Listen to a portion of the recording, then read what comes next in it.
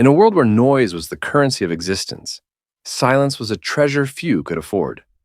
The bustling city of Arcadia thrived on the cacophony of life, the clatter of machinery, the chatter of people, the hum of energy. Yet, amidst this symphony of sound, there was one place where silence reigned supreme, the Library of Whispers. The library was a marvel of architecture, its towering walls adorned with intricate carvings and its vast halls filled with ancient tomes and scrolls. But what truly set it apart was its rule of silence. Here, no words were spoken, no sounds uttered. Visitors communicated through gestures and expressions, their footsteps muffled by thick carpets. In this quiet sanctuary, there was a young scribe named Lyra. She was unlike the other scribes, who meticulously copied texts and transcribed stories. Lyra was a dreamer, her mind filled with tales of adventure and mystery. She longed to write her own stories, to create worlds that existed only in her imagination. One day, while perusing the shelves of the library, Lyra stumbled upon a dusty tome bound in black leather. Intrigued, she opened it and found that it was filled with blank pages. But as she ran her fingers over the empty parchment, she felt a strange tingling sensation, as if the book was alive. Curiosity getting the better of her, Lyra decided to write in the book.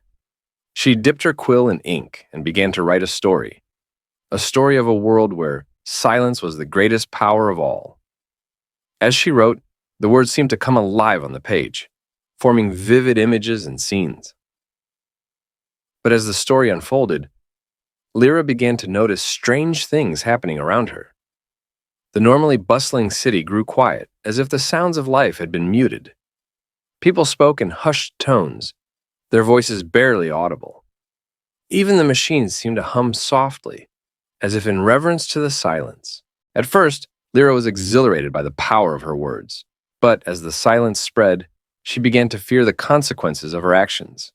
She tried to erase the words, to undo what she had done, but it was too late. The silence had taken hold, its grip unyielding. Desperate to set things right, Lyra sought out the guardian of the library, an ancient sage named Arden.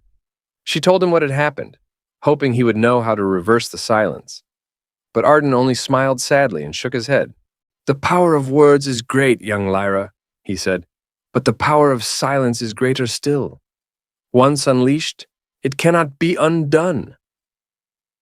Heart heavy with guilt, Lyra returned to the library, the weight of her actions bearing down on her. But as she wandered the silent halls, she realized that perhaps there was a way to turn the silence into something beautiful. She began to write again, not to undo what she had done, but to embrace it.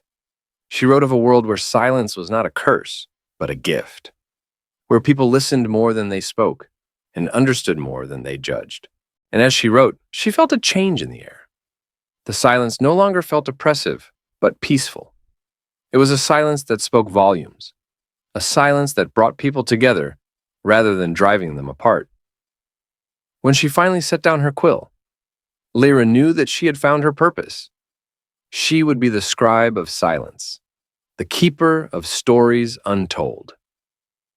And as long as there were words to be written, the echo of her stories would resound through the halls of the Library of Whispers, a reminder of the power of silence in a world that never stopped speaking.